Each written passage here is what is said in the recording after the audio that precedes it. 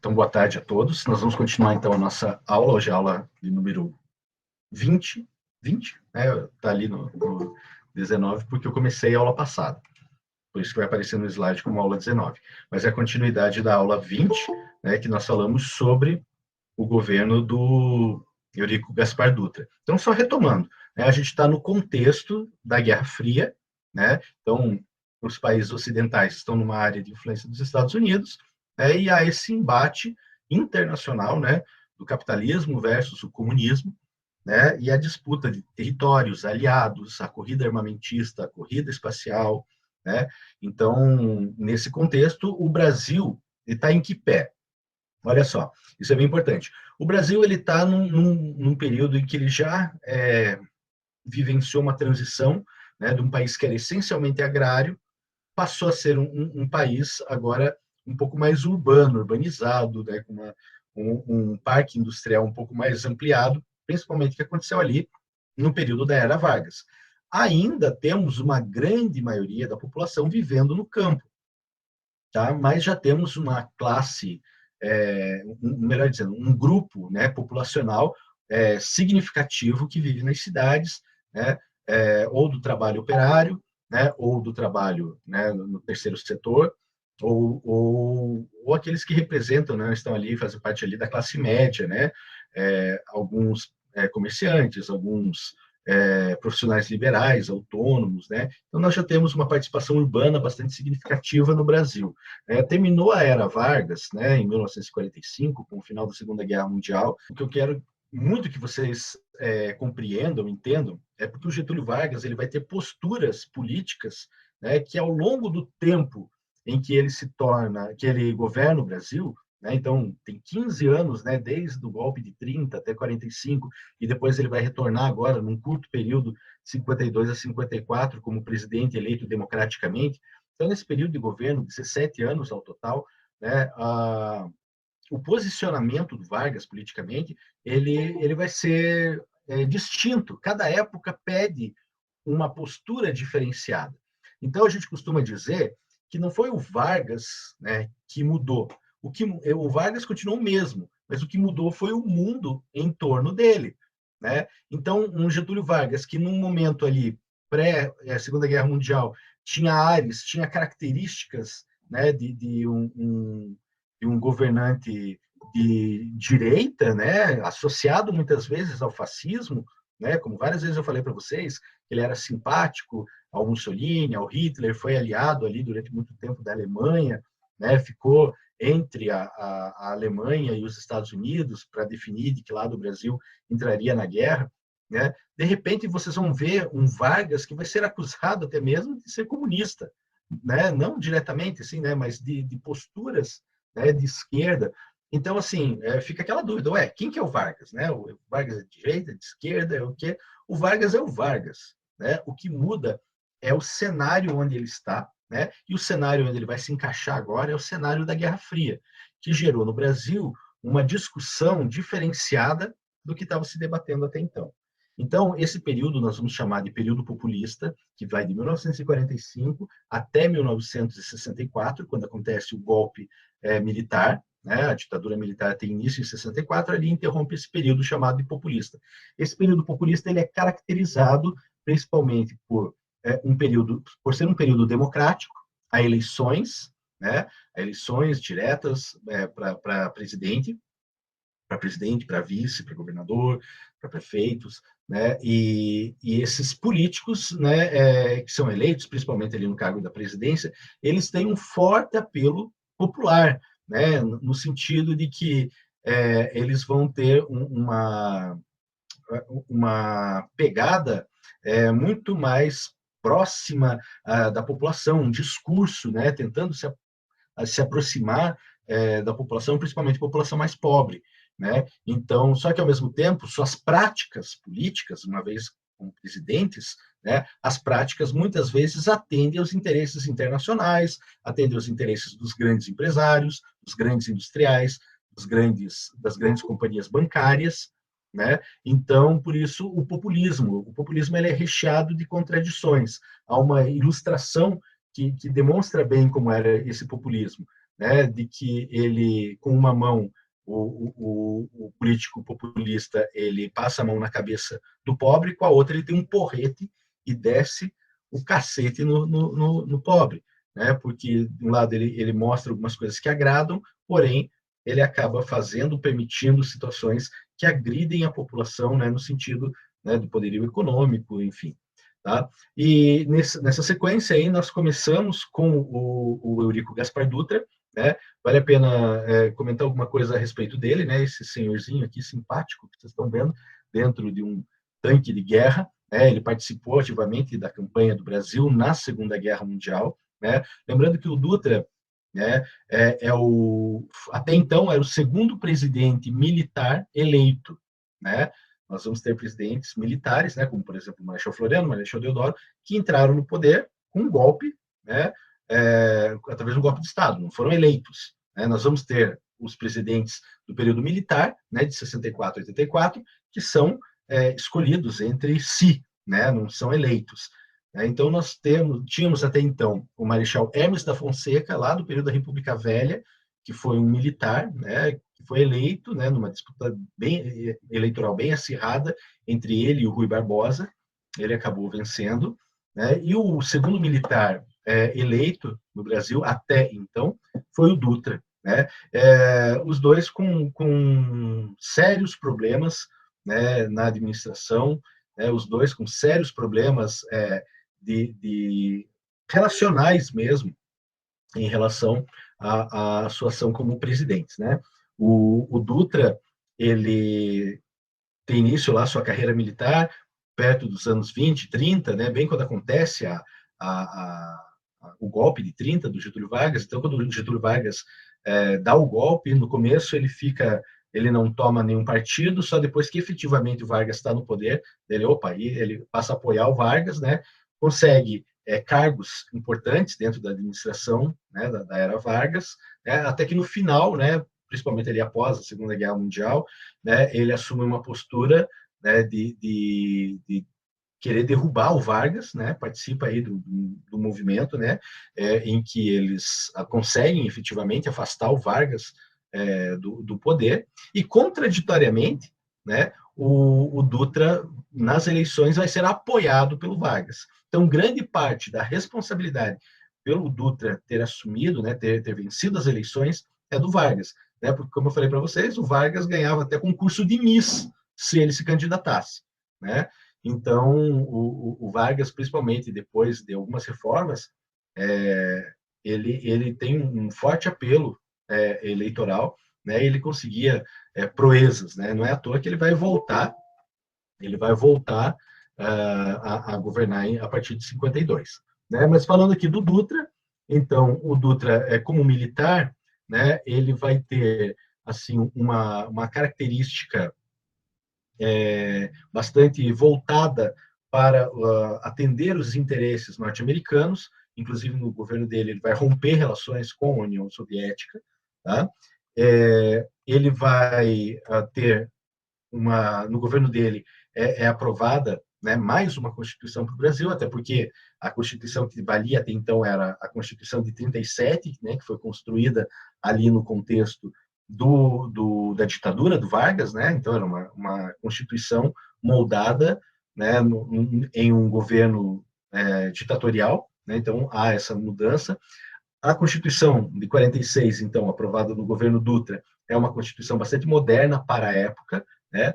Ela, ela garante a democracia no país nesse período, né? Ou seja, nós temos eleições aí durante o vigor dessa Constituição, né? E aqui tem algumas características dela, tá? Autonomia dos estados, sistema bicameral, né? Cria o sistema de Senado e Câmara dos Deputados, né? Garante a liberdade de expressão, a liberdade religiosa, eleição para todos os cargos públicos, né, o voto feminino é confirmado, né, lembrando que muitas partes, né, do mundo, até mesmo na Europa, né, ocidental, tem lugares que a mulher ainda não vota, né, aqui em 1946, se não me engano, a França, ainda o voto feminino ainda não estava aprovado, tá? Até preciso confirmar isso daí, mas se não me engano, a França acaba, né, com a pena de morte, que era uma política era uma sentença que havia na Constituição anterior, né, considerando que era uma ditadura. Então, essa pena de morte, muitas vezes, ela era destinada aos inimigos políticos, né, do sistema, né, e cria uma liberdade partidária, né? Você pode ter os partidos, criar os partidos, né? É nesse contexto que o Partido Comunista rapidamente volta à legalidade, né? Lembrando que a gente está num contexto de Guerra Fria, né? Então, por pouco tempo, o Partido Comunista do Brasil vai voltar à legalidade, tá? Como eu falei para vocês na última aula, haviam dois grupos políticos, né? Dá para a gente dividir a política do Brasil naquela época em basicamente duas tendências, né? De um lado, você tinha os nacionalistas, né? Que se alinhavam muito com Vargas, né? Alguns vão chamar esse povo até de varguistas, tá? Então, qual que era o teor, né, da sua proposta política? Era de fortalecer a indústria nacional para o crescimento da nação. O grande tema em debate nesse período era o que fazer para o desenvolvimento do Brasil.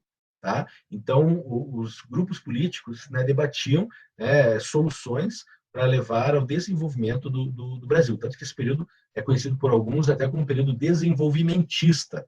Né? Quais estratégias precisam ser criadas para levar o Brasil ao desenvolvimento. Né? E se de um lado você tinha os nacionalistas, de outro lado você tinha os liberais.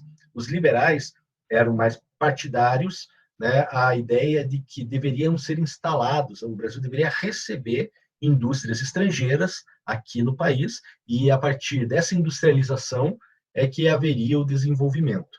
Tá? Então, eles eram acusados, esses liberais eram acusados de entreguistas, queriam entregar as nossas riquezas para outras nações, e por outro lado, os nacionalistas eram acusados de comunistas, né, que eles queriam tornar o Brasil algo semelhante ao que era a União Soviética, a estatização total do Estado, etc. Dos dois lados, as acusações são exageradas, tá? Mas tinham seus fundamentos, tinham a sua lógica a ser compreendida. Tá? No campo político, então, o que vai destacar aqui com o Dutra? Tá? Ele vai propor o famoso Plano SALT. Então, para vocês que estão se preparando aí para fazer Enem, para fazer vestibular, anotem isso daí, que isso é bem importante. Tá? O plano SALT foi o plano político do governo Dutra de desenvolvimento do Brasil. Então, como ele era liberal, né, ele entendia que o Brasil deveria receber indústrias estrangeiras, o Brasil tinha que oferecer condições para que essas indústrias fossem instaladas aqui. Tá? Então, essa era a lógica. Então, o Plano SALT é uma sigla para onde ele ia direcionar os investimentos do país. Né? SALT com S de saúde, né? A população tinha que ter garantida a saúde para poder trabalhar, né, nas empresas. Da mesma forma, alimentação. Né? Então, você vai ver um investimento no campo agrícola, né, no campo do desenvolvimento, muito tímido ainda, né? Talvez de todas as propostas aí do Plano SALT, a alimentação foi a que recebeu menos investimentos. Tá? Transporte foi muito evidente no governo do Dutra, foram criadas várias estradas, várias rodovias, né? É nesse período que, infelizmente, nós perdemos, né, a, a ênfase que era dada às ferrovias, né? E aí o Brasil passa a ser cortado por rodovias, né? Entre elas, uma importante, a rodovia que liga São Paulo ao Rio de Janeiro, que ficou conhecido como Via Dutra, né? Em homenagem a ele próprio. Né? Então, o transporte, houveram várias, principalmente estradas, foram construídas. Lembrando, né, que havia uma massa populacional que saía do campo, vinha para as cidades, né, e também precisava de emprego. Esses investimentos também acabavam recebendo essa população para trabalhar, né, na construção de estradas. E energia, né? Uma indústria, para se estabelecer no país, ela precisa ter suas fontes de energia, quer seja elétrica, hidráulica, enfim, qualquer fonte de energia. Né? Naquele contexto, a elétrica é a mais evidente, né? Então vai ser investido, né, um orçamento para o desenvolvimento da energia do país. Vão ser criadas companhias elétricas, tudo mais, nesse período do governo. Tá? Como eu falei para vocês, né, o Dutra vai seguir a linha dos militares, né, ele era um militar, né, não tem um alinhamento com a União Soviética, vai romper relações com a União Soviética, consequentemente, o Partido Comunista, né, no Brasil vai ser colocado na ilegalidade, já, né, e principalmente, né, a gente vai ver ele criando políticas, né, que aproximam o Brasil dos Estados Unidos. Né? Então, vai ser assinado o Tratado Interamericano de Aproximação Recíproca, né, o TIAR. Né? Ele estabelece a Escola Superior de Guerra, tá? Bem importante isso, porque os militares de alta patente vão ter formação nessa Escola Superior de Guerra. Essa escola ela tem uma filosofia, né, baseada nas ideias norte-americanas, estadunidenses, né? Ou seja, de orientação anticomunista. Então, por isso que uma grande maioria dos militares no Brasil vão carregar, né, essa visão anticomunismo, que o comunismo é o mal, que o comunismo tem que ser extirpado da face da terra, né? E sob essa orientação aí, né, nós vamos ver aí lá na frente, a partir de 64, né, os militares conduzindo aí as suas ações. Não estou dizendo que todos os militares pensam da mesma forma, mas uma grande maioria deles, e principalmente as altas patentes, né, elas são formadas sob essa orientação, né, uma orientação baseada em valores anticomunistas, anti-esquerda. Tá? Então, não é difícil da gente imaginar por que de muitas ações que vão acontecer, né, a partir de 64, né, no sentido de perseguição, né, a todos os partidários e a todos aqueles simpatizantes com a esquerda, com as ideias comunistas. Tá? A transição do governo vai ser uma transição pacífica, né, vai ter campanha eleitoral, né, mais uma vez o Vargas vai se candidatar, ele vai vencer as eleições, né, e ele retorna do Rio Grande do Sul, Getúlio Vargas, retorna para assumir o governo do Brasil, né, porém, o Brasil, né, e o mundo não é o mesmo daquele que ele pegou lá na década de 30, de 40, né, o Brasil é muito diferente, né, lembrando que naquela época ele governou de 37 a 45 como ditador, né, ou seja, não tinha suas decisões questionadas, não havia oposição, né, não havia liberdade de imprensa, né? E agora o Getúlio Vargas vai ter que lidar com toda essa mudança, né, de paradigmas, toda essa mudança, né, de orientações que o Brasil está vivendo, né? Então vai ser um governo muito difícil para ele, tá? Não é à toa, né, que em 54 ele vai cometer suicídio, né? Porque ele não aguenta a pressão, né? Ou para alguns, né, foi a estratégia que ele encontrou para evitar, né, um golpe militar, né? Para muitos, ele conseguiu, com o suicídio, ele conseguiu adiar o golpe militar que iria acontecer ali, durante o governo dele, mas ele consegue adiar e isso só vai acontecer lá em 64. De qualquer forma, seja lá qual for a explicação, né? A gente não trabalha com o e se, né? Mas a gente trabalha com os fatos, e o fato é que o Getúlio Vargas governa de 52 até 54, debaixo de uma pressão muito grande, né, por parte dos seus opositores, né, principalmente de um partido político, né, chamado de UDN, União Democrática Nacional, né, que tinha na figura do Carlos Lacerda, né, um jornalista que entrou para a política, etc., que era um ferrenho opositor ao Getúlio Vargas, e ele vai fazer de tudo, de todas as formas possíveis, para se contrapor ao Getúlio Vargas. Tá? Então, essa figura é uma figura bem importante de vocês conhecerem, saberem quem foi, pegar mais detalhes. Eu vou passar mais alguns detalhes para vocês, dar uma olhadinha lá no livro. E aí, é importante vocês consolidarem bem, né, principalmente os personagens aí desse período, dessa fase aí da nossa história. Tá certo, gente? Hoje a gente vai